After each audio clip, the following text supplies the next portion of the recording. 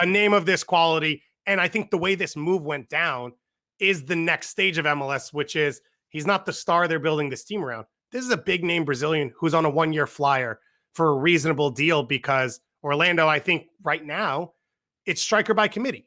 They've got 4 options in there who isn't Daryl DK, whether he comes back or not. And it feels like it's just whoever's hot gets the opportunity and everyone kind of has an equal shot. Yeah, I imagine it's going to be like an open tryout in preseason. And if Pato is healthy enough and good enough, and the first one has always been a bigger question than the second one, then he's got a chance to make this contract look like one of the best contracts in MLS history.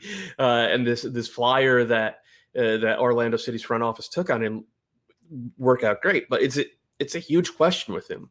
Like Pato from about 2007 to 2011 or so was considered one of the best young talents in the world. And then through injuries and like a weirdly late growth spurt, he went from like 5'9" to 6 foot, and he just never quite moved the same.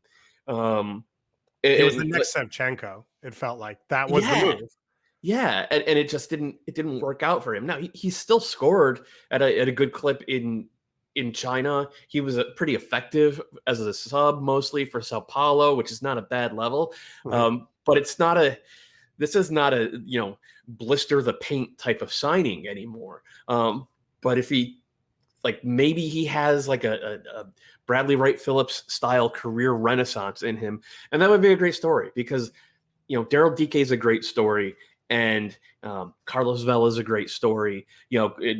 Joseph Martinez is a great story, but that type of story where a veteran who was once a world tier prospect, and BWP wasn't quite that level, but he was a well-regarded prospect, comes to MLS and finds his game again and finds a level of happiness and achievement. Those are great stories too.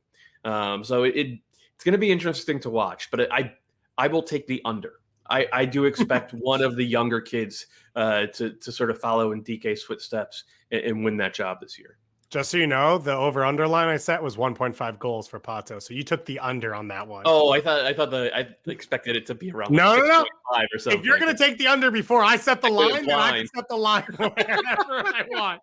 And that is the secret, my friends. But I think I agree with you. If he hits now, the one thing positive is, while he hasn't played, China's not the highest level. And then at Sao Paulo, as you said, wasn't a pure starter. He has been somewhat healthy over these 4 or 5 years. And so that's a positive. And as we've said, they've got Tesho. They signed Matias Arias already, who they believed could be a starting center forward. They have DK. I still think there's an interest in could Benji Michel play there for a certain set of minutes. And so, again, as Julia said, there's pressure to push Pato, but at the same time, for Orlando, there's no pressure that he has to hit because they have all these pieces. And it's really the one hole in this team.